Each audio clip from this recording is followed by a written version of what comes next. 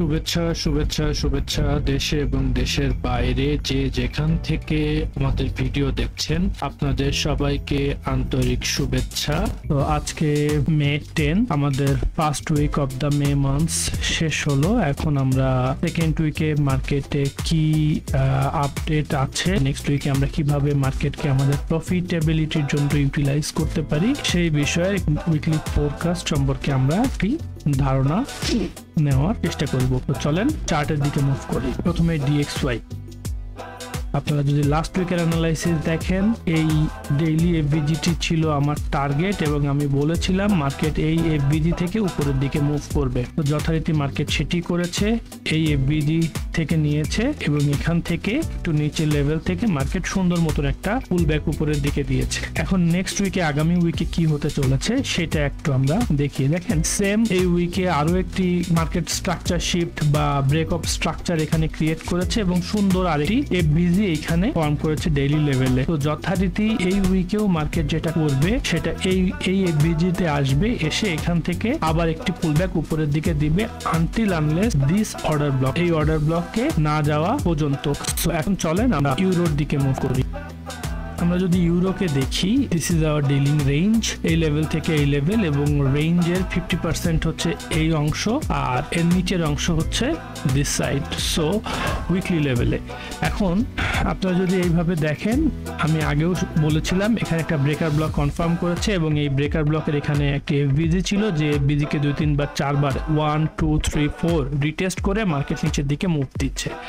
এখন নিচের দিকে মার্কেট কত মুভ দিবে, আমি গত উইকেই বলেছিলাম আমাদের মেইন টার্গেট হচ্ছে এই এফভিজি। এখন এই এফভিজিতে আমরা কিভাবে কাজ করতে পারি, তাই তো যারা এখান থেকে শর্ট নিতে পারেন নাই তাদের ক্ষেত্রে চান্স মিস হয়ে গেছে।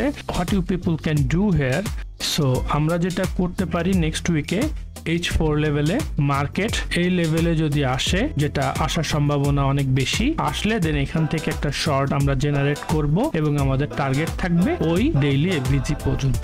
দিস ইজ আওয়ার ইউরোর ট্রেড প্ল্যান। এখন চলেন আমরা জিবিপিতে একটু মুভ করি। জিবিপিতেও সেম ভাবেই আমি বলেছি এটার টার্গেট হচ্ছে নিচের দিকে। এখন এখানে আমাদের জন্য কোনো point of interest GBP daily লেভেলে রাখে নাই। সো চলেন আমরা উইকলি লেভেলে দেখি কিছু আছে কিনা।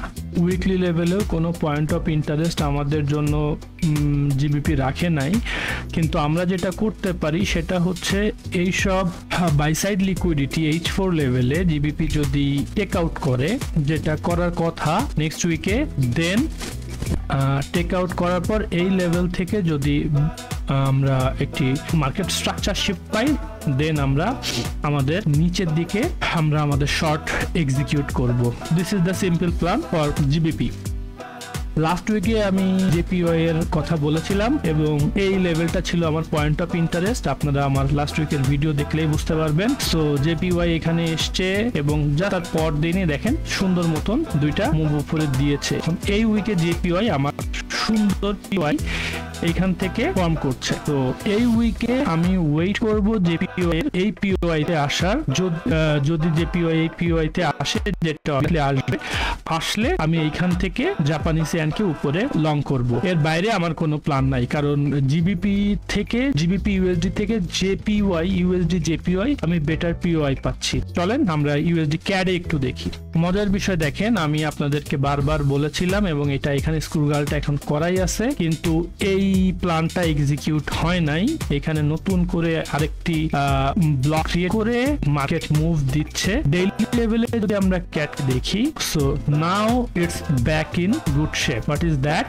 This is our daily point of interest. তো নেক্সট উইকে আমরা দেখতে চাবো ক্যাড এখানে আসবে, আসার পরে এই পয়েন্ট অফ ইন্টারেস্ট থেকে মার্কেট স্ট্রাকচার শিফট দিলে দেন আমরা উপরের দিকে লং ওপেন করব। এই অপরচুনিটি যদি কেউ মিস করেন নেক্সট উইকে, তাহলে তার জন্য আসলে ট্রেডিং প্রফেশনে না থাকাই বেটার। এখন চলেন আমরা ন্যাসড্যাকের দিকে মুভ করি। আমরা যদি উইকলি লেভেলটাকে ন্যাসড্যাকে এখানে দেখি, এখন ন্যাসড্যাক যে জায়গাতে আছে সুন্দর সুন্দর কিছু পিওআই সে ফর্ম করেছে। আমরা প্রিভিয়াস উইক থেকে এই পিওআই কে টার্গেট করে চলছি, কিন্তু সে এখনো পর্যন্ত এই টার্গেটকে আমার ফিল আপ করে নাই। সো নেক্সট উইকে কাইন্ড অফ মিক্সড আমার বায়াস। সেটা হচ্ছে দুইটা সিনারিও দেখতে পারি। নাম্বার 1, যদি এই জায়গাতে আসে তাহলে আমি এখান থেকে লং ওপেন করব, আমার টার্গেট থাকবে এই লেভেলে। নাম্বার 1।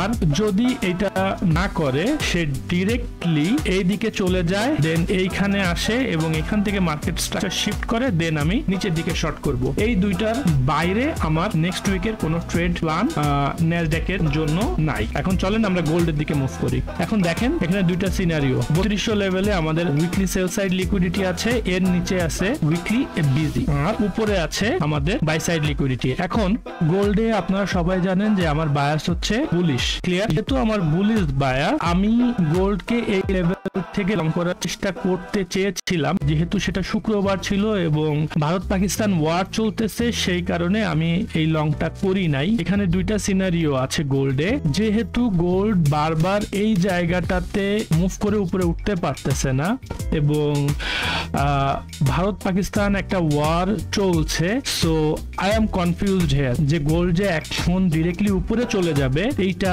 ধারণা করা বোকামি হবে, বা গোল্ড যে নিচের দিকে চলে আসবে না এটাও ধারণা করা বোকামি হবে। বিকজ যদি কোনো ওয়ার লাইক সিচুয়েশন এখন না থাকতো, এটা সুন্দর মতন উপরের দিকে মুভ করতো। যেহেতু ওয়ার চলতেছে, গোল্ড নেক্সট উইকে আর একবার এই লেভেলে আসতে পারে বা এই লেভেলে আসতে পারে। সো যদি এইখান থেকে আসে, দেন সে এইদিকে মুভ করলে আমি গোল্ডে করব।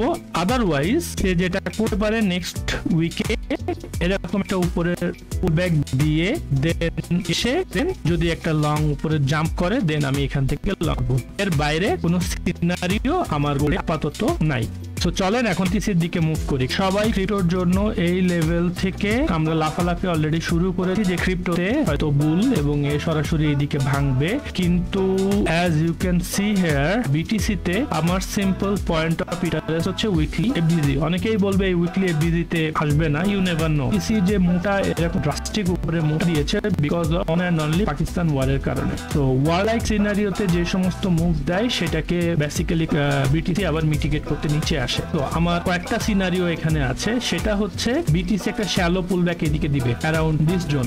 যদি এই দিকে আসে, দেন আমি এই লেভেল থেকে লং ওপেন করব, আমার টার্গেট থাকবে এই লেভেলে। সিম্পল প্ল্যান, এর বাইরে কোনো কিছুই নাই। যদি না আসে, যদি পাকিস্তান কন্টিনিউয়াসলি মাইর খায়, তাহলে যেটা এখন খাচ্ছে, তাহলে বিটিসি ডিরেক্ট উপরের দিকে মুভ করতে পারে, করে দেন এই লিকুইডিটি লেভেল গ্র্যাব করে সে আবার নিচের দিকে আসতে পারে। তখন আমরা দেখবো যদি এই লিকুইডিটি লেভেল সে গ্র্যাব করে, অল টাইম হাইকে সে গ্র্যাব করে, দেন আমাদের সিনারিও ডিফারেন্ট হয়ে যাবে। আর যদি ডিফারেন্ট কোনো সিনারিও বিটিসি করে, তাহলে H4 লেভেলে আমরা দেখি এখানে একটা অর্ডার ব্লক আমরা দেখতে পাচ্ছি। আচ্ছা, এই সমস্ত অর্ডার ব্লক কেন? এটা আমার মাইনিহর্ন থিওরি যদি আপনারা দেখেন সেখান থেকে দেখতে পাবেন, এটা একটা মডেল। তো আমরা এই অর্ডার ব্লকে যদি বিটিসি আসে, দেন এইখান থেকে আমরা লং করব। আইদার এর নিচের দিকে চলে আসবে, না হয় এই অর্ডার ব্লকে যদি আসে, দেন আমরা এখান থেকে লং করব উপরের দিকে। এর বাইরে কোনো সিনারিও আমাদের নাই।